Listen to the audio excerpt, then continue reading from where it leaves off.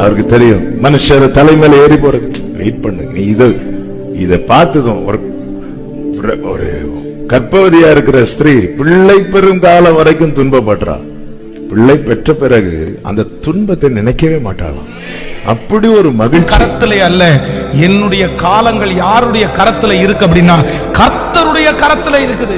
கர்த்தருடைய கரத்துல இருக்கிற என்னுடைய காலம் எத்தனை வருஷத்துல உயர்த்த போறாரு, எத்தனை வருஷத்துல தூக்கி நிறுத்த போறாரு, எத்தனை வருஷத்துல அங்கீகரிக்க போறாருன்னு எனக்கு தெரியாது. ஆனா ஒண்ணு தெரியும், கண்டிப்பாக எனக்குன்னு ஒரு ஏற்ற காலம் இருக்குது.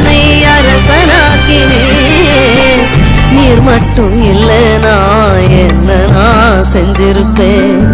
எத்தனையோ பேரை நம்பி ஏமாந்தும் போயிருப்பேன்.